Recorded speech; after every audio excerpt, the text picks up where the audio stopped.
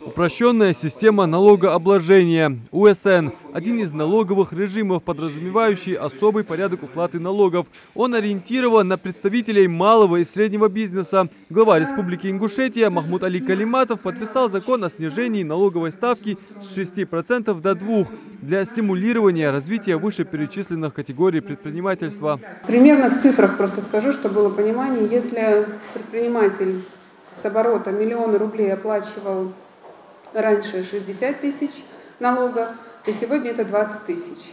Эта мера назрела, поскольку предприятиям малого и среднего бизнеса в условиях санкций приходится нелегко. Кроме того, есть и такой расчет. Пусть уж лучше имеющиеся 4800 предприятий заплатят 2% налога, чем меньше половины из них перечислят по 6%, а остальные будут уклоняться от налоговых платежей. Собравшимся предпринимателям разъяснили, поправки в закон вступят в силу с 1 января 2023 года. Это позволит приучить людей к налоговой дисциплине, обрести в будущем социальную защиту. Почему это сделано? Все мы знаем, что сейчас экономическая ситуация, она нестабильна, очень сложная, не только у нас в регионе, в стране, в мире. Но и при этом руководство региона тоже понимает, что нашим предпринимателям нужно развиваться, дальше расти. И мы, конечно, со стороны предпринимательского сообщества, торгово-промышленной палаты, очень благодарны руководству и правительству, и Министерству экономики, которое поддержало эту инициативу и приняли такое решение. С учетом того, что в республике делают ставку на легализацию доходов, предприниматели согласились с тем, что такие меры смотивируют людей уйти от серых зарплат.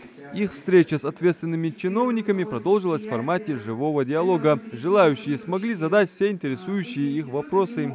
С этого года налог на имущество, вы все знаете, да, из-за того, что больше 200 квадратов, если у тебя площадь, то ты облагаешься 2% от кадастровой стоимости.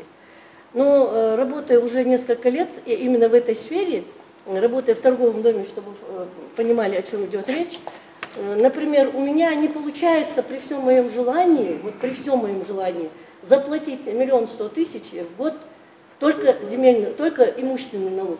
То, что я оплатила там 300 тысяч, 350 тысяч, это что же деньги, для бюджета, скажем, для такой маленькой организации, где у меня всего 4 сотрудника.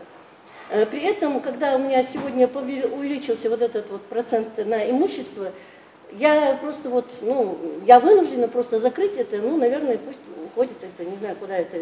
Актуальный вопрос, который, кстати, поднимался не раз, разъясняет заместитель министра экономического развития Ингушетии Аслан Альгиев. Когда мы разрабатывали проект по УСН, мы рассчитывали, что не будет резкого снижения поступления налога в связи с что новые предприниматели будут из тени выходить, из других регионов возвращаются наши предприниматели уже даже с Москвы, с Тюмени идут сюда. То есть дополнительная база и дополнительные налоги будут. За счет количества мы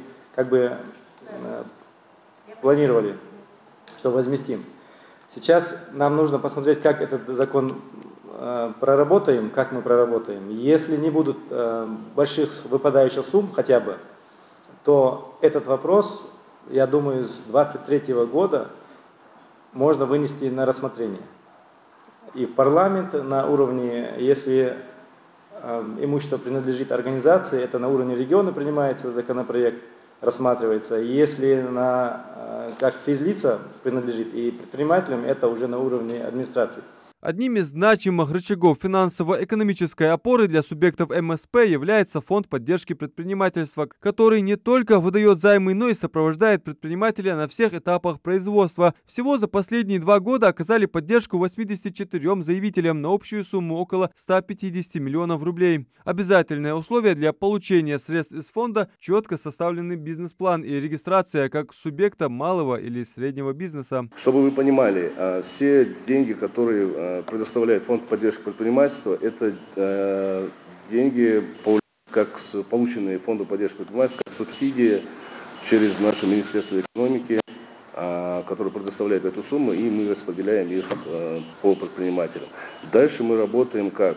Предприниматель возвращает эти деньги. Это я говорю, чтобы было понимание, те, кто пользуется микрозаймами, чтобы они понимали, если они своевременно не возвращают получив свои обязательства, не исполняет, то они лишают возможности других предпринимателей воспользоваться такой же мерой поддержки. Важно отметить, что за последние 3,5 года количество субъектов малого и среднего предпринимательства в Ингушетии увеличилось на 10% и составило более 4800. Значительным результатом является средний рост численности работников предприятий МСП на 76%. Новая мера не просто позволит бизнесу выйти из тени, но и обезопасит его вложения в дальнейшем. Это касается предпринимателей, которые применяют специальный налоговый режим. Он называется упрощенная система налогообложения доходы.